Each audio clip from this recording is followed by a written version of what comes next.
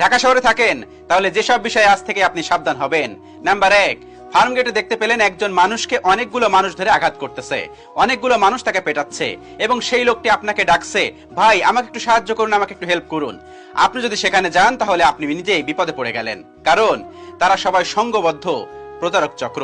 আপনি সেখানে গেলেন মানে আপনার কাছ থেকে ফোন, মানিব্যাগ সবকিছু তারা কেড়ে নিবে, সাবধান হন। নাম্বার 2, ওভারব্রিজের উপর এক মহিলা কাঁদছে যে তার সঙ্গে যে দেখা করতে আসবে তার ফোনে একটা ফোন দিতে হবে। আপনাকে ডাকছে, ভাই আমাকে একটু সাহায্য করুন, আমাকে একটু হেল্প করুন। আপনার ফোনটা দিয়ে একটা মিস কল দিলেই হবে, সে আপনাকে ব্যাক করবে। আপনি যদি আপনার ফোনটা বের করে তার নম্বরটা ডায়াল করে একটা ফোন দেন, আপনি পড়ে গেলেন তাদের ফাঁদে।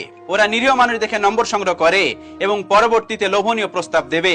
যদি কোনোভাবে আপনি প্রস্তাবটি মেনে নেন তাহলে আপনাকে সেখানে নিয়ে যেয়ে বিভিন্ন রকমের ব্ল্যাকমেইল শুরু করবে, খুবই সাবধান। নাম্বার 3, শাহবাগ, যাত্রাবাড়ি, মহাখালী আপনি জ্যামে আটকে আছেন।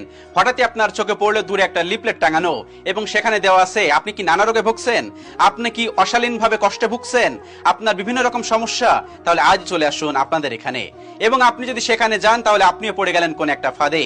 যাওয়ার সাথে সাথে তারা আপনাকে নানা রকম কথা বলবে এবং বলবে আমাদের কাছে রুম রেটের ব্যবস্থা আছে, ইত্যাদি ইত্যাদি। এখান থেকেও সাবধান। নাম্বার 4, রাস্তায় সুন্দর চোখের বুরকাওয়ালি আপনাকে ডাকছে। সে আপনাকে প্রেমের প্রস্তাব দেবে না, সে আপনাকে বিভিন্ন রকম ইশারা দিবে। তার ইশারায় যদি আপনি মগ্ন হয়ে তার আস্তানায় ঢুকে পড়েন তাহলে আপনিও পড়ে গেলেন কোন একটা ফাঁদে। তখনই মেয়ে দিয়ে আপনাকে ব্ল্যাকমেইল করা হবে। কি বুঝলেন? সবকিছু হারাবেন, মোবাইল হারাবেন এবং মান ইজ্জত হারাতে পারেন। তাই সাবধান এইসব বুরকাওয়ালি সুন্দর চোখ মেয়েদের থেকে। নাম্বার 5, গাবতলী, সাইদাবাদ, সদরঘাট, মাওয়া, আরিসা, দৌলদিয়া, বিভিন্ন জায়গায় আপনি বসে আছেন, বাসে কিংবা ফেরিঘাটে বসে আছেন।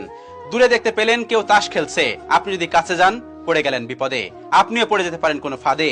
সেজন্য সাবধান, কিছু জায়গা এড়িয়ে চলুন। নাম্বার 6, যাত্রাপথে অপরিচিত লোকজনদের সাথে মত বিনিময় করবেন খুব কম এবং এমন একটা ভান করবেন আপনি যে স্থানে যাচ্ছেন সেই স্থান খুব চেনেন বা অনেক চেনা আপনার, তা না হলে কিন্তু আপনিও পড়ে যাবেন কোন এক বিপদে। নাম্বার 7, রেলগাড়ির ছাদের উপর চলাফেরা করা থেকে বিরত থাকুন, কারণ একদল ছেলে পাওয়া যায় যারা রেলগাড়ির ছাদে উঠে ছিনতাই করে এবং ছাদ থেকে ফেলে দেয়, খুবই সাবধান। নাম্বার 8, লঞ্চে চলাফেরা করেন, যদি লঞ্চে যাত্রী কম থাকে তাহলে লঞ্চে কখনোই উঠবেন না, এটা কিন্তু আপনার জন্য বিপজ্জনক হতে পারে। নাম্বার 9, যারা দ্রুত যাতায়াত করার জন্য স্পিডবোটে যাতায়াত করবেন তারা টাকা এবং মূল্যবান জিনিস সাথে নেবেন না।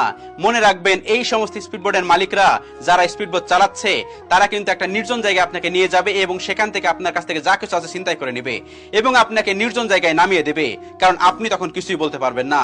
সেজন্য এই ধরনের স্পিডবোটে যখন চলাফেরা করবেন দ্রুত যাতায়াত করার জন্য সাবধান। সাথে পার্সোনাল বা এবং বড় কোনো কিছু নিবেন না, যেমন স্বর্ণ, অলংকার, গহনা, এই সমস্ত জিনিস নিবেন না এবং অনেক বেশি টাকা পয়সা নিয়ে সেখানে যাওয়া করবেন না।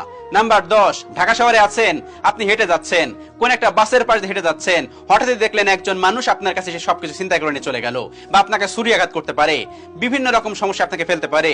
যখন আপনি হেঁটে যাবেন তখন যদি দেখেন কোনো লোকজন নাই সেই রাস্তা এড়িয়ে চলুন। যখন দেখবেন অনেক মানুষজন আছে, অনেক মানুষজন চলাফেরা করতেছে, সেই রাস্তায় চলাফেরা করুন, কারণ কোন একজন ছিনতাইকারী তার তো 10 টাকা হলেও লাভ এবং তারা কিন্তু আপনাকে ছুরি আঘাত, মারামারি করতে বা আপনাকে মারতে দ্বিধাবোধ করবে না। সাবধানে চলাফেরা করুন। যারা ঢাকা শহরে থাকেন তারা এই বিষয়গুলো মেনে চলা একদম আবশ্যক। এখন আপনি শুনুন এবং আপনার প্রিয় মানুষদের কাছে এইটি শেয়ার করে দিন যেন তারাও শুনতে পারে এবং তারাও এই বিষয়ে জ্ঞান নিতে পারে, জ্ঞান অর্জন করতে পারে। আল্লাহ রাব্বুল আলামিন আমাদের সকলকে বোঝার তৌফিক দান করুন, আমিন।